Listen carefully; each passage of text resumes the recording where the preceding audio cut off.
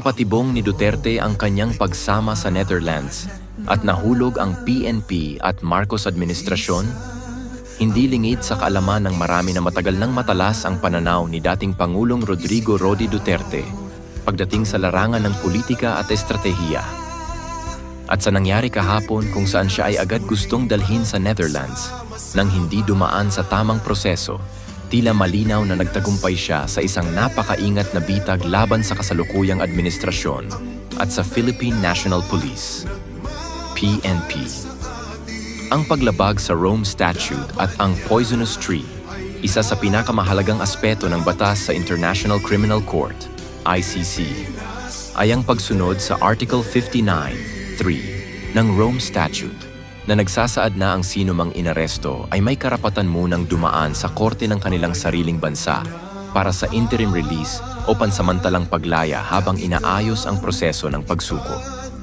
Ang competent authority sa kasong ito ay ang Hukuman Supreme Court PH ng Pilipinas at ang custodial state ay ang Pilipinas din. Ngunit ano ang nangyari? Isinakay sa eroplano si Duterte papunta sa Netherlands nang hindi man lang dumaan sa tamang proseso. Ito ay isang malinaw na paglabag sa batas ng ICC mismo. Ibig sabihin, anumang kasunod na hakbang mula sa paglilitis hanggang sa anumang hatol ay maituturing na fruits of a poisonous tree. Sa madaling salita, kung ang mismong pagkakaaresto ay may depekto, lahat ng ebidensyang susunod ay maaaring ibasura. Ang pakana ni Duterte. Bakit hinayaan niyang mangyari ito? Maraming nagtatanong, bakit hindi lumaban si Duterte? Bakit tila tanggap niya ang nangyari? Ang sagot ay makikita sa mismong mga salitang kanyang binitiwan. Naiintindihan ko mga yan dahil trabaho nila ito.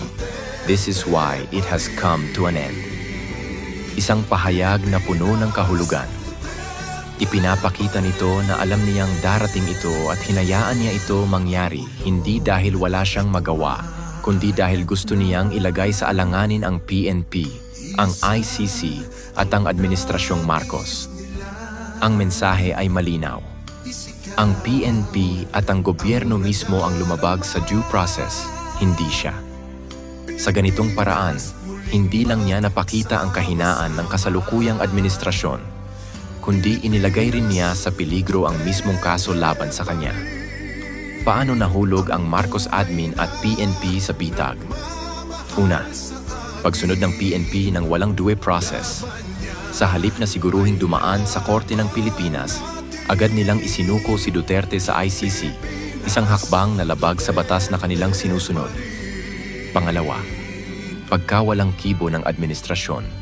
Sa halip na ipagtanggol ang soberanya ng bansa at igiit ang tamang proseso, tila hinayaan lang ng gobyerno na mangyari ito na nagpapakita ng kanilang kahinaan sa pandaigdigang entablado. Pangatlo, pagtibay ng argumento na may bias ang ICC. Dahil sa hayagang paglabag sa Article 59(3), lumakas ang argumento na ang ICC ay hindi patas at ginagamit lamang laban sa mga pinunong hindi kaalyado ng kanluran. Ano ang posibleng mangyari ngayon?